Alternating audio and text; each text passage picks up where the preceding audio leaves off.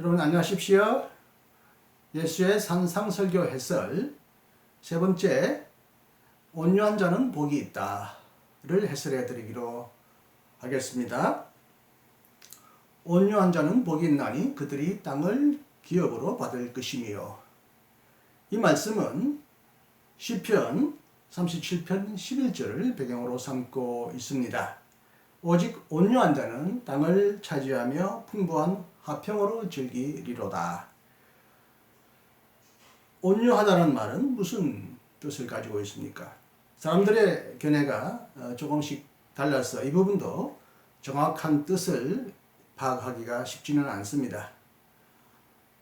존 웨슬리는 온유를 이렇게 풀이했습니다. 온유는 극단을 피하는 마음, 인간 정서의 균형을 잃지 않는 상태.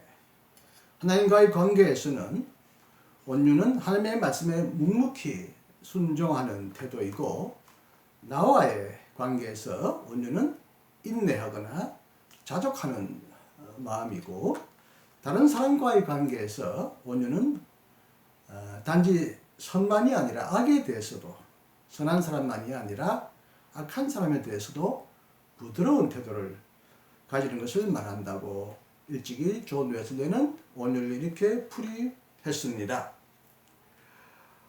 심리학자 에드와르트 슈바이츠는 온유를 분노와 잔인성 혹은 적대감을 갖지 않는 친절하고 자비로운 행동을 뜻한다고 풀이했습니다. 디트리히 본헤프는 이렇게 말했습니다. 그리스도를 위하여 자신의 권리까지 모두 포기한 사람을 예수님은 온유한 사람이라고 말한다. 그는 책망받아도 침묵한다. 누가 폭행을 가해도 참는다. 누가 내쫓아도 가만히 쫓겨간다. 자신의 권리를 위해 재판을 걸 줄도 모른다. 그는 원래 자신의 권리를 처음부터 바라지 않는다. 왜냐하면 그의 권리는 하나님께 있기 때문이다.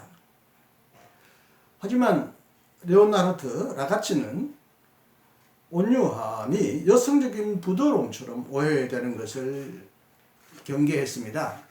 온유는 단순한 굴복, 침묵과 감수, 인내, 권리를 위한 투쟁의 결여로 오해돼서는 안 된다고 그를 말합니다. 그리스도는 그런 식으로 부드럽지 않았다는 것입니다. 그는 한 남성이요, 투사요, 영웅이었다. 그는 투쟁하고 반대하고 분노하였다. 그래서 예수는 다음과 같이 말한 적도 있다는 것입니다. 내가 세상에 화평을 주려고 온 줄로 생각하지 말아라. 화평이 아니요 검을 주러 왔노라.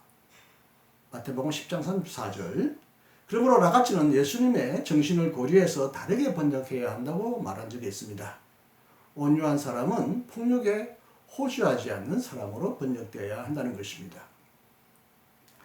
이 모든 견해가 다 일리가 있겠지만 일반적으로 대개 사람들은 헬라어 원어 프라우스라는 단어를 통해 이 뜻을 헤아려 보려고 합니다.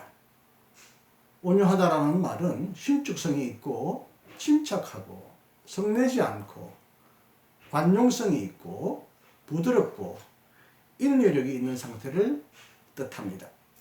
온유와 반대되는 상태는 사납고 난폭하고 격정적이고 조급하고 경솔함입니다. 마태복음에서 온유한 사람이란 다른 사람에게 군림하려고 하지 않고 다른 사람을 억압하고 지배하려고 하지 않고 항상 섬길 자신을 갖춘 사람, 모든 희망을 하나님께 거는 힘이 없는 나약한 사람을 말합니다.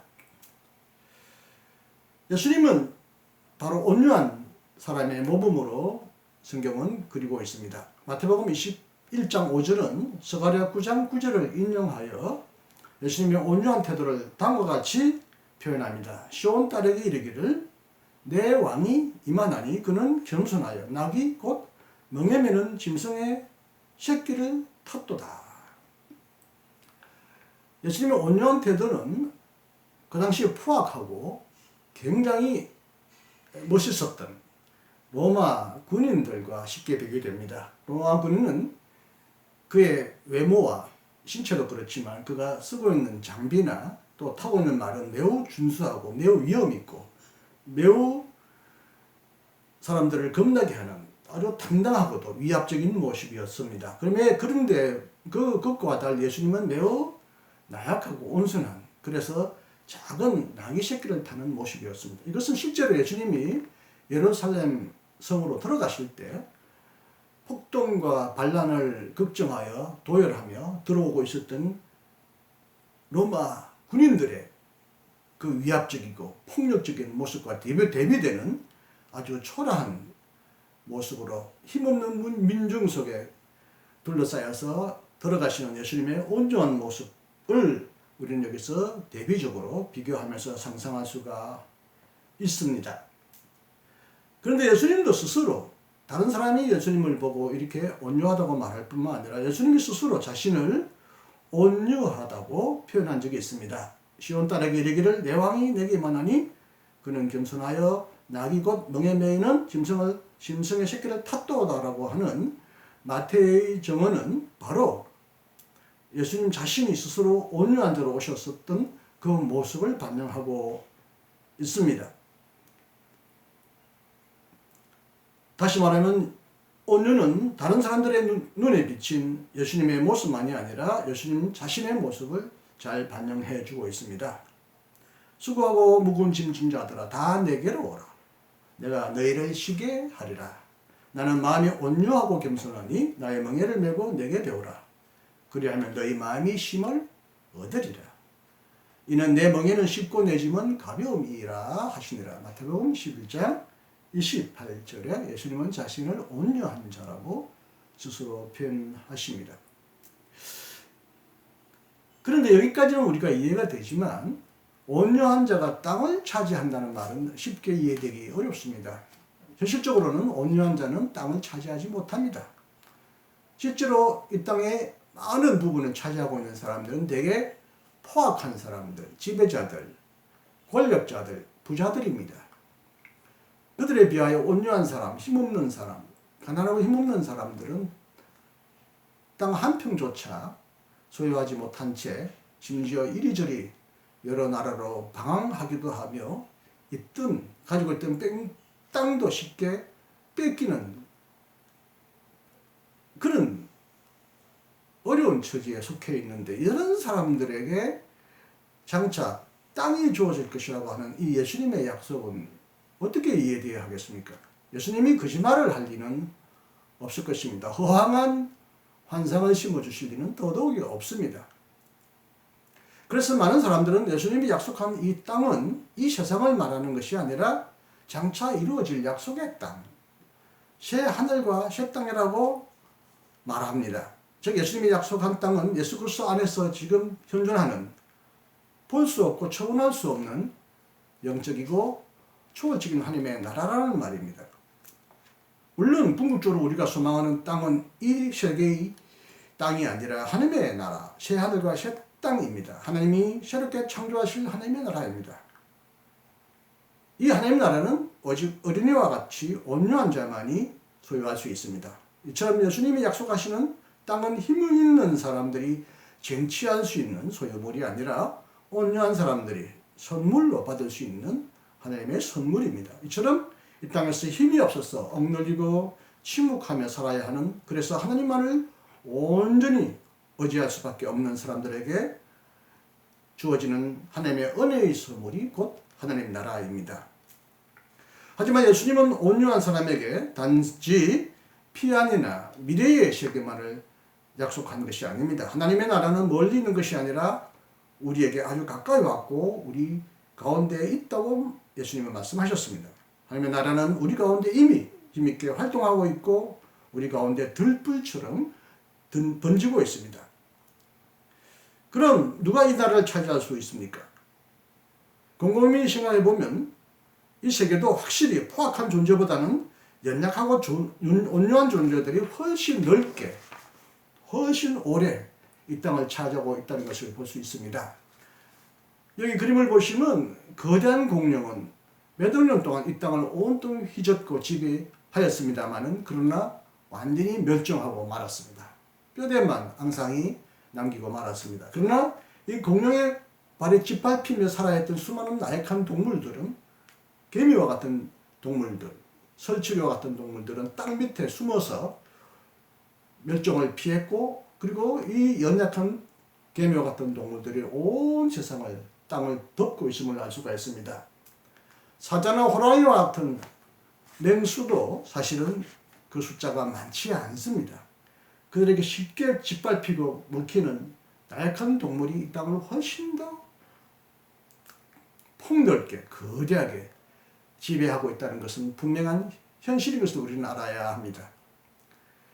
동물의 세계만이 아니라 인간의 세상도 그렇습니다. 한때 이 세상을 포악하게 지배했던 강대한 세력들은 지금 다 어디에 갔습니까? 이스라엘 백성을 핍박하던 바빌론, 아시리아, 페르시아 나라는 지금 어디로 갔습니까? 유럽 전체를 피로 물들이던 로마 제국은 지금 어디로 사라졌습니까? 아시아 전 땅과 유럽 땅까지 침범했던 세계에서 가장 큰 땅을 차지했던 몽골 제국은 지금 어디에 존재하고 있습니까?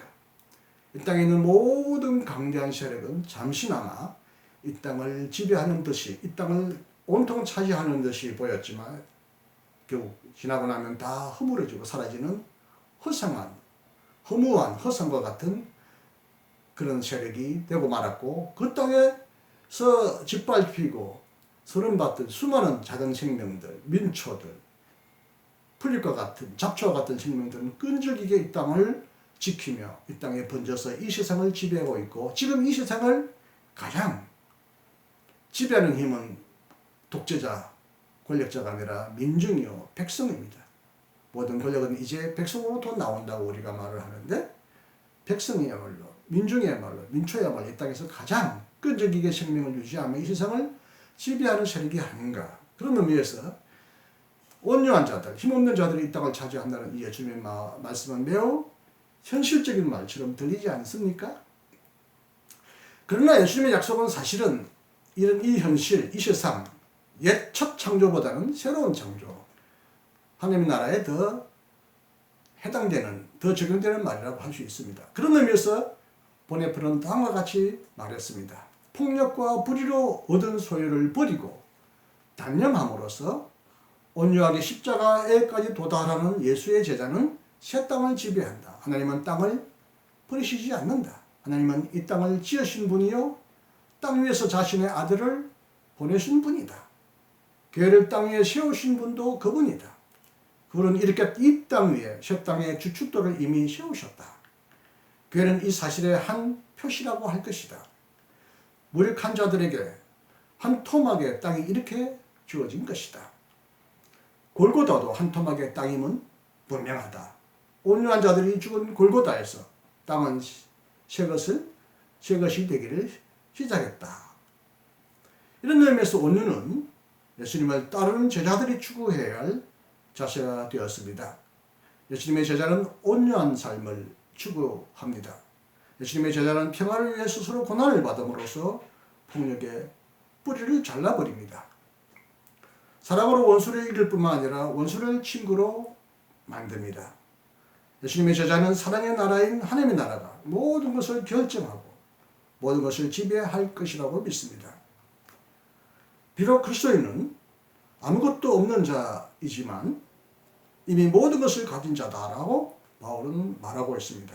왜냐하면 우리가 그리스도에게 속해 있다면 만물이 다 우리에게 속해 있기 때문이요 만물도 그리스도에게 속해 있기 때문입니다. 그래서 바울은 다시 이렇게 말합니다. 세계나 생명이나 사망이나 죽은 것이나 장래 것이나 다 너의 것이다. 이 땅에서나 영원한 하나님 나라에서나 온유한 자만이 땅을 차지하며 번성할 것이라는 이 예수님의 말씀을 새겨 듣고 아직도 폭력과 억압에 지배하는 이 세상에서 예수님을 따라서 온유함을 추구하고 온유하게 살아가시는 여러분들도 이 땅에서나 그곳에서나 여기서나 거기서나 영원히 하나님 나라의 백성으로서 영원한 땅을 유업으로 받을 것임을 확신하시면서 오늘도 담대하고 믿음 속에서 행복하게 살아가시기를 간절히 기원합니다. 감사합니다. 다음 시간에 또 뵙기로 하겠습니다.